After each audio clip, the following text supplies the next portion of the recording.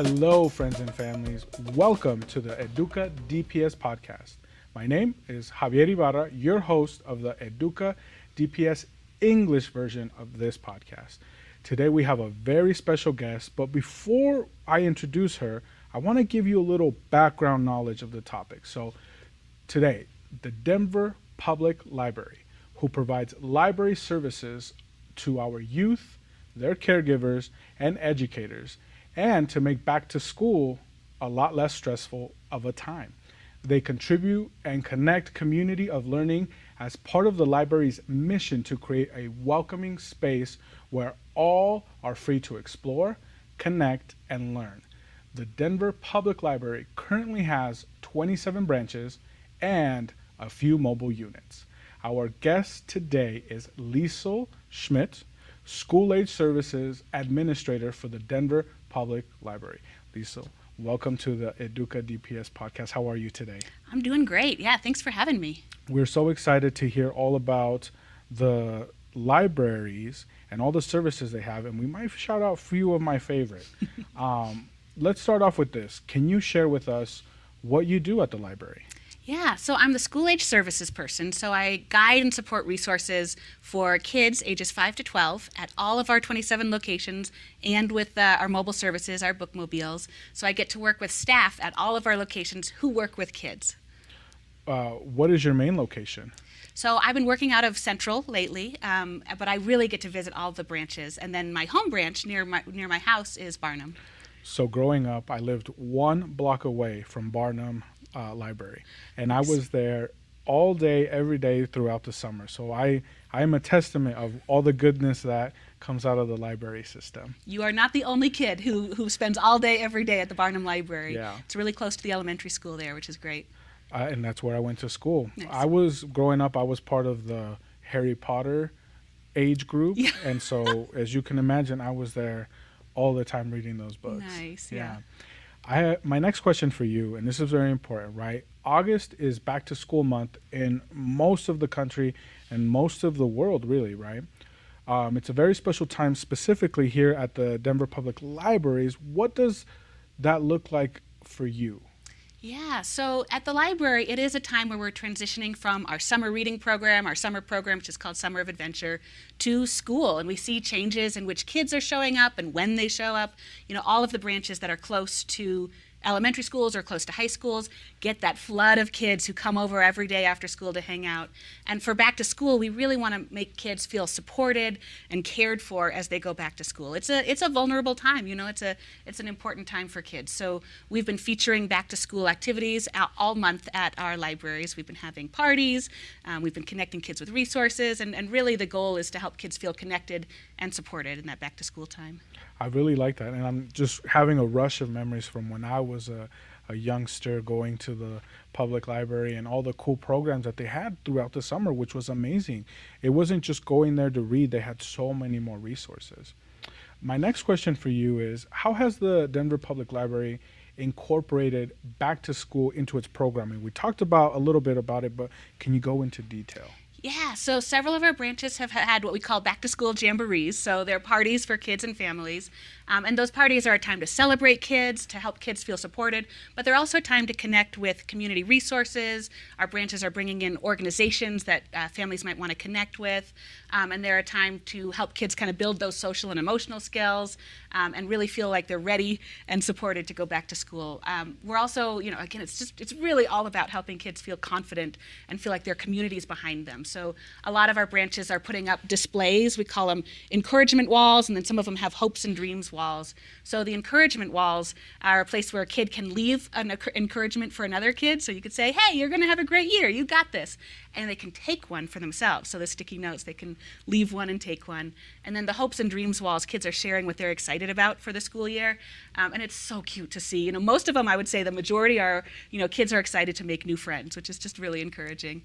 But yeah, stuff like that. We're trying to help kids feel like they've got that backup when they need it. It makes me want to be a kid again and have all that encouragement. I really like that. How has the library supported learning during the summer? Now, there's a term out there in the educational world. It's called learning loss. How does the public library, the Denver Public Library, help support the students when they're not in school?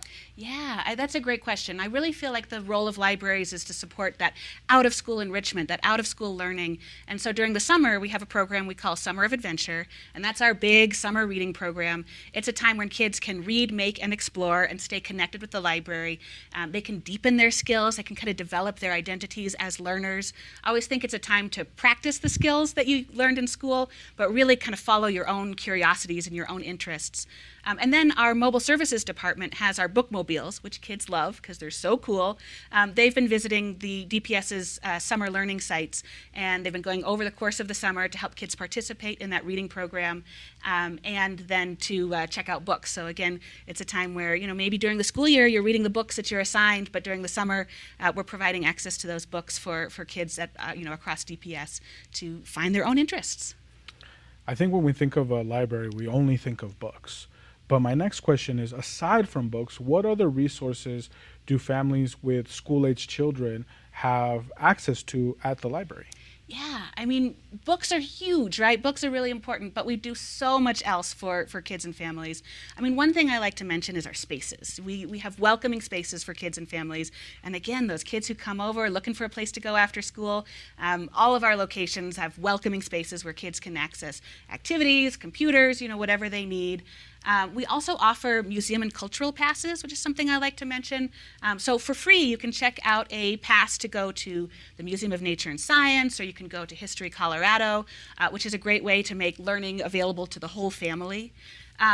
So many services, so many programs, different activities that you can do. But really, we like to think of ourselves as like a community partner that is like providing those key connections in the community. I think it's time, not only but most folks head over to their local library, because this sounds amazing. I mean, growing up, I remember it was right around the start of the internet. So there were computers and whatnot, but most of the focus was on books. And then, of course, the summer program, which I got to do so many cool things. I mean, they brought in an eagle inside the library and let it fly from one end of the room to the other. There are more things than just books there. My next question for you is, what resources are available for our educators at the library? We talked about families, we talked about students, but what about the educators? Yeah, so we really like to think of ourselves as partners ready to help educators. Educators have so much going on and so much to do. We have all of our resources at the library are available to educators, and we also have people available to help direct those resources, help educators navigate those vast resources. So one resource that we have that I like to make sure people know about is our Educator Library Card. And that is a special kind of library card. It's different from your personal card that we developed specifically to meet those educator needs. So is it a different color? It's actually awesome. It's got a frog on it that was designed by the author and illustrator Steve Jenkins, who did he was the illustrator of nonfiction books. Mm-hmm. So it's actually one of our coolest looking library cards so go too. Get it, yeah. Exactly. But it'll let you check out books for your students and keep them off of your personal account, which is a real educator need. You get longer checkouts. You can put more books on hold. So if you're trying to get books for your whole class, that's a great way to do it. Some other services, one that is really popular is called teacher sets. And so if you need a bunch of books on a certain subject, maybe you're an early learning teacher and you want books on the butterfly caterpillar life cycle, you want a bunch of them so all your kids have a book, mm-hmm. You can fill out a form online and request them, mm-hmm. and we will put them on hold for you. So when you come in, all you have to do is check them out. They're all ready to go waiting on the hold shelf for you. Or maybe you're working with older kids and you want a bunch of books on the history of Colorado. Same thing. You can kind of say what you're looking for and get those. And then the last thing I'll mention right now is personalized reading lists. So that's something that educators get really excited about too. It's available to everyone. It's available to all customers, but educators like it because what you do is you fill out a quick form online and you get a list of book suggestions.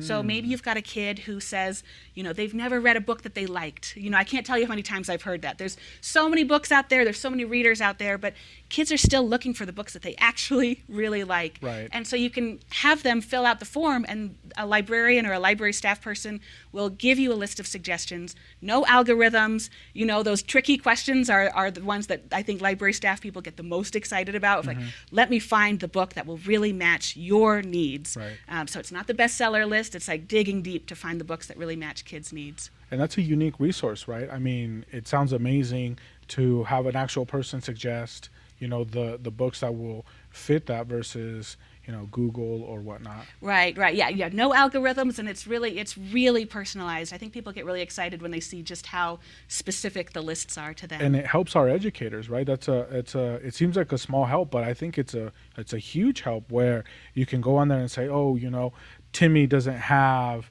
a book that he likes and he's really interested in ants for whatever reason, right? Ants is just blows his mind. And so we can look at that and say, this is what, these are the books, these are the animated ants and whatnot, A Bug's Life, whatever books, right? I like that.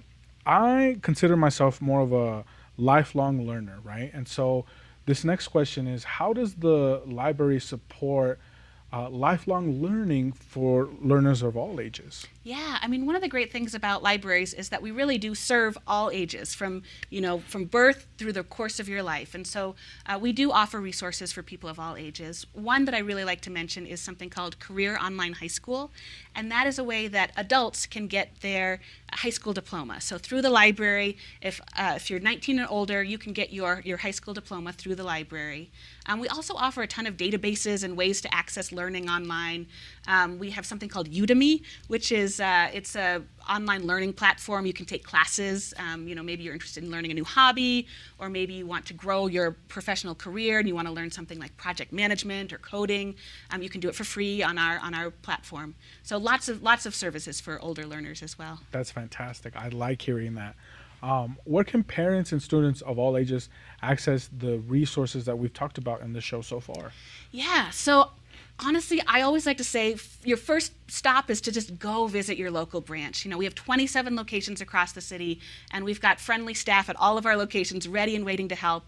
And we have so many resources. We're just barely touching on them today. So I always say talking to a person at your local branch is a great way to find what you need. You can also access our services and our resources online. So our back to school resources, you can go to denverlibrary.org/back-to-school, and you'll find a collection of back to school stuff. Or just go to denverlibrary.org and see all of our resources. We've got a kids page, a teens page. Our Western history page is awesome. You can learn about the history of Colorado and Denver on that page. But yeah, denverlibrary.org is a great place to start. One of my favorite subjects growing up was the history of Colorado, to the point where I learned like the state tree and the state fish and how did the mountains come to form and all of that. I learned that at the library. Yeah. Yes, absolutely. Next question for you here is, there have been many exciting announcements at the Denver Public Library, right? We talked about some of them, but recently, what's going on at the library? Yeah, a lot of changes, a lot of expansion. Yeah, there's a lot of excitement at the library. So in 2022, Denver voters passed an initiative called Strong Library, Strong Denver. And that has allowed us to expand our hours at several locations. We've expanded our services. Let's see, some of our services that we've added launch pads, which is this cool thing. It's like a tablet for kids. It's aimed at kids ages 3 to 7. Okay. And it comes preloaded with games, stories, apps for kids. Mm-hmm. You don't need a Wi-Fi to access it, and you can check it out. You can take it home. So that's something Wow. we were able to add with that Strong Library, Strong Denver fund. Yeah, lots of, we've reduced wait times on our e-media, so we've been able to add to that collection. So if you're sick of waiting for your holds when you get onto Overdrive or Libby, those times are getting shorter. Lots of expansion happening in the library. Can we go into that just a little bit? What is Libby? What is the other platform you mentioned? Yeah. Because I know what they are, but Yeah, for our that's a folks. great question. Yeah. So a lot of our collection is available online. So, you can check out a print book, you can turn the pages, but you can also check out an ebook, or you can check out an audiobook to listen. And those are getting really popular these days. All of us want to be kind of reading and staying up with what's going on, but I don't know. I listen to a lot of ebooks, a lot of audiobooks, because it fits into my lifestyle. So Overdrive is the company that we work with that allows us to offer those services, and you can download an app called Libby. And then one other thing that has expanded that I wanted to mention that I'm remembering is our Blair Caldwell African American Research Library has recently reopened. Okay. They had closed for renovations. Okay. And they've reopened. They've got expanded hours themselves. And it is so cool. If you get a chance to go visit that library, highly recommend that you do. What neighborhood is that in? It's in 5 Points. Okay. And what I love about the renovation is, so the top floor is a research center for Denver history and African American history. The bottom floor is a public library, just like any other public library that you visit. But in the renovation, they've got these really great pictures, photographs from the archives from the top floor. Then they're printed and they're huge, so you can really see the history of 5 Points and the future of 5 Points integrated into the renovation. It's just gorgeous. Really great branch. A neighborhood who has gone through many changes. So Lots of changes. It's yeah. great to know that history is being talked about and shown. Yeah. Absolutely. So what else has the library been able to fund through the Strong Library or Strong Denver, in Spanish, una biblioteca fuerte o un fuerte Denver? Yeah, so we're going to expand hours at more of our locations. We've also been able to hire more than 40 new staff members, which is enabling us to expand our services and expand our hours. And we'll keep adding to our collection and keep developing more resources with that. Fantastic. And what can our students and the Denver community look forward to at the library in the next few months, right? The summer program has ended, but learning doesn't stop. What can we look forward to? Yeah, something I love about our library system is that it is very focused on community need and neighborhood need.